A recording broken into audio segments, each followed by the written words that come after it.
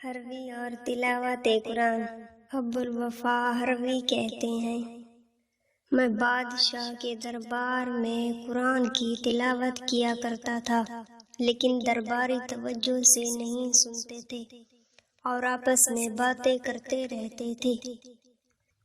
غالباً یہی وجہ تھی کہ میں نے پیغمبر اکرم کو خواب میں دیکھا کہ آپ کا چہرہ متغیر ہے اور مجھ سے فرما رہے ہیں، تم ان لوگوں میں قرآن پڑھتے ہو جو اسے توجہ سے نہیں سنتے ہیں اور آپس میں بات چیت کرتے رہتے ہیں۔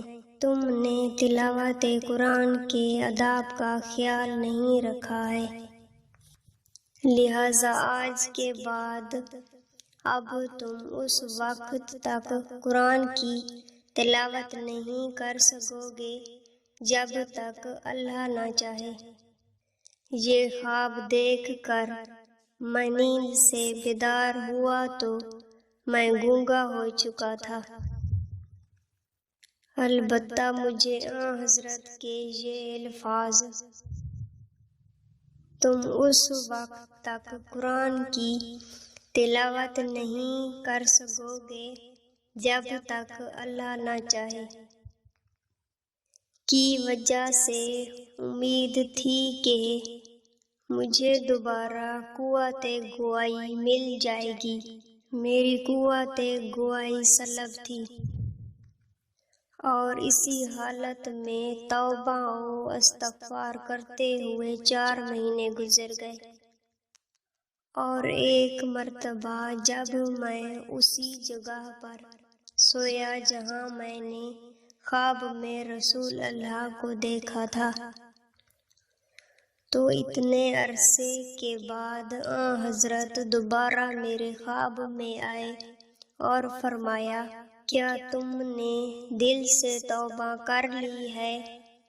میں نے جواب دیا، جی ہاں اے اللہ کے رسول۔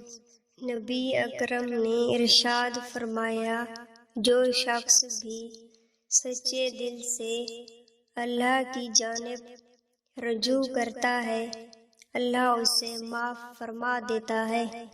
اس کے بعد آپ نے مجھے اپنی زبان باہر نکالنے کا حکم دیا اور اپنی شہادت کی انگلی میری زبان پر پھیر دی، اور ساتھ ہی یہ بھی ہدایت فرمائی کہ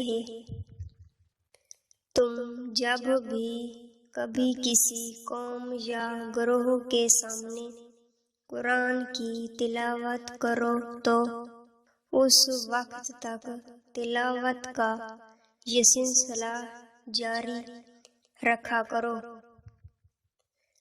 جب تک وہ کلام الہی توجہ سے سنا کریں، ورنہ ان کے سامنے تلاوت مت کیا کرو۔ یہ خواب دیکھ کر جب میں اٹھا تو مجھے دوبارہ قوت گوائی مل چکی تھی اور میں سب کچھ بول سکتا تھا۔ اگر آپ کو میری یہ ویڈیو اچھی لگے تو میرے چینل کو سبسکرائب کریں اور بیل کے آئیکن کو بھی پریس کر دیں۔ شکریہ۔